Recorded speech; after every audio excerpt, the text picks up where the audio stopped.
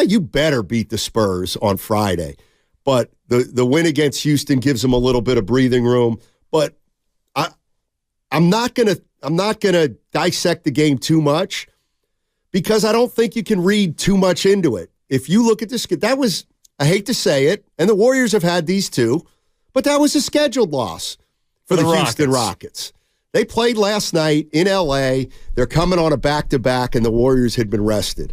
So the fact that Houston stuck in that game and the Warriors pulled it out, that's one thing. But this would have been a catastrophic loss if you look at both teams' schedules, because the Rockets have not won a game on the road yet this year, and now they're 0-5 on the road. So Warriors, bottom line, they did what they had to do, and now they got to figure out a way to try to go to Phoenix and win without Draymond Green and maybe Gary Payton II. Well, and the Warriors also would have been 1-7 at home. Like, that's also something that you just probably an anomaly this early in the year, but it is weird considering how good they've been on the road. Last year, they were terrible on the road. This year, they can't seem to get a victory at home. Right. And I think that does have to do with the caliber of opponent, but I'm with you. To me, last night is a win that you chalk up. I was probably more encouraged by the Saturday game than last night's game, but the difference is you won last night and you lost on Saturday. Right. And the Warriors right now, I think if there's something that I've kind of been taking note of, and last night was there again, is just how easy are the Warriors able to score on teams that have athleticism and length. And the Rockets do have both of those. Now, they're pretty, honestly, stupid team. Like, they're not a very smart basketball team. They're young. Well, they are. But I also think their veteran core, if you want to call it that, are not necessarily intelligent players. Like, I wouldn't throw Dylan Brooks into that category. To me, Fred VanVleet is, a guy who has been a part of smart basketball teams, but he by himself cannot get everyone on the same page. And that's a team that the Warriors should be able to take advantage of. Like, against San Antonio coming up on Friday, I would expect them to do the same thing. But the test is going to be Wednesday, because also Phoenix, they are coming off a back-to-back. They play tonight. So if you're the Warriors, right now it's about surviving games more than, I think, trying to figure out exactly who they are right now, because they don't have their full set. Like, they don't have Draymond. And Steve Kerr had something interesting, I thought, pregame yesterday about how this is a deeper team than last year, and he's got a 12-man rotation. Well, we don't really know what that looks like, because Gary Payton's also been out. Draymond's missing time. And even when they've had all 12 of their guys, Steve Kerr's rotation doesn't appear to be completely set. So we still don't know who these Warriors are. Right. No, I'm with you there. The one thing I'm looking at last night that I'll bring up is I'm looking at the shooting percentages. Warriors shot 47% from the floor, 49% from three-point range, 85% from the line. They turned the ball over just 8 times. So they shot it well from three-point range. They shot it well from the line. They didn't turn it over. How come they only won by 5 points? That's one of the questions that it's for down the road, because again, they just needed to get a win, and they got it. But this team is still a big time work in progress. And here's one thing I got to ask Warrior fans about a stat I'm seeing, because I swear to God I can't really decipher what it means.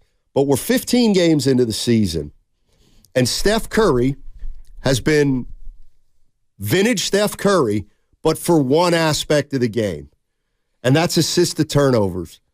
Can someone please explain to me, because I really am struggling to figure it out. Steph Curry right now has 47 assists and 47 turnovers.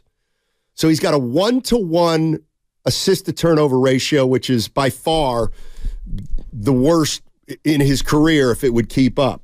But here's what I don't get, and I want you to understand I'm sincere here.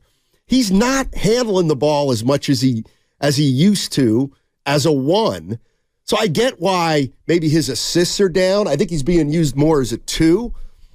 But then why are his turnovers up, or at least remaining at the same level if he's not handling the ball as much? And I just can't figure it out other than maybe when he handles the ball more, he can be a little more patient, as opposed to if he's playing 2 and he gets the ball, maybe he feels like he needs to do something, I don't know, quickly or more emphatically. I don't really know, but that's one thing I've kept my eye on this season.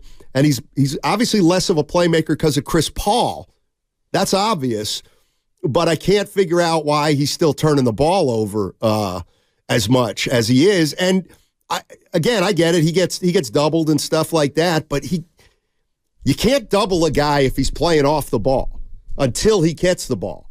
So yeah, just something I'm throwing out there, but that's a number I'm not crazy about. It's a couple numbers I'm not crazy about as it relates to Steph, and I'm trying to figure out why. 888-957-9570 is the number. You all know the number. Some people have said, you know what, guys just aren't cashing in Steph's assists.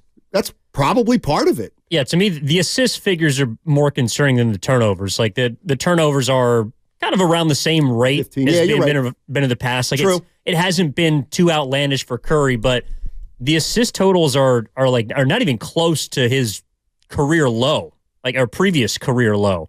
So I think it's kind of because of Chris Paul's presence. And to me, Chris Paul's been the guy that's been asked to initiate a lot of things. But it's interesting, too, because Chris Paul hasn't been starting. So when you are at the beginning of games for the first 6 or 7 minutes, even then Curry has not been able to rack up assists. Like last night, he had a 1-to-4 assist to turnover ratio. And the turnovers we've become accustomed to that. But the fact that Curry has not been asked to create for others this year, I do think has resulted in maybe a little more efficient shooting. I mean, if I told you that Steph's shooting 48, 44, 90 from the splits, like, sure, that's incredible. Right. And so he's had some taken off his plate. And that's something we talked about in the offseason also, that not just Chris Paul, but combined with Draymond, who granted has missed the last couple games. But when you have multiple passers on the floor, then Curry isn't asked to do as much in the playmaking aspect for others. And I don't know if that's necessarily hurt the Warriors or not, but I can't recall too many times, and except for maybe outside of end of games, in which they've just put Curry in pick and roll and asked him to either get to the basket, take a shot, or deliver the ball to the roller. And to me, he's more of a two-guard than he's ever been. Oh, I don't think there's any doubt about that.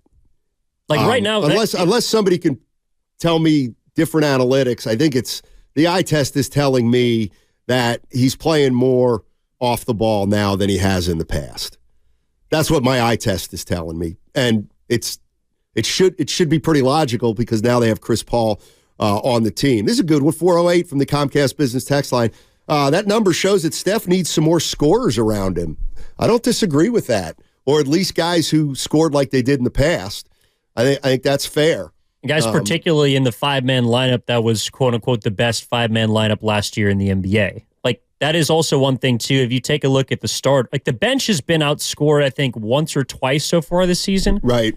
But the starters, and it's been primarily Klay Thompson and Andrew Wiggins outside of the last couple of games that haven't really carried their weight. And so if Curry's been out there with them, not to just start games, but also close games, and Chris Paul's been in there also, but if guys are not making shots and not being able to hit them when they're delivered, then I am kind of... So to me, I guess that is a good point from the 408, is it more just a reflection of how much scoring the Warriors don't have around Stephen Curry? I mean, maybe the answer is, well, Steinmetz, what do you expect? Wiggins can't make a shot, and Klay hasn't been making any shots, and Chris Paul only recently has started making shots. It may be as simple as that. It very well may. This also from the Comcast Business Text Line from the 650, and I agree with you, 650. Is missing Draymond Green and Gary Payton II, an unusually cold Klay Thompson, CP3 and Wiggins, meaning they're all shooting poorly, is that something to consider? If you want to know the potential of the team, why not wait and see after the next 10 games? And that's exactly what I've been advocating, particularly after Draymond got suspended for 5 games. When Draymond got suspended, to me, you go into survival mode for 5 games, and you got to try to somehow win 2 of the 5 that Draymond doesn't play in. So you got to win 1 out of the next 2, and you can stay in contact with 500. But no, I'm with you. They got to get Draymond back and Gary Payton II back. They got to try to get healthy, and then they have to try to put 10 or 15 games together where they feel like they're playing not necessarily their best basketball, but where they feel like they're coming together and they're getting better. And then at that point, and I don't know what that would be maybe the end of December now we're talking, then you can start to figure out where this team is. But I agree with the 650. They've been too erratic to determine which is the real Warrior team. You know what I mean? They were 6-2. They looked pretty good. We were all feeling pretty good. Then they lost 6 in a row. And they looked pretty bad at 6 during their 6-game losing streak. So settle. You know, it's that old thing where you're not as good as you think you are. You're not as bad as you think you are.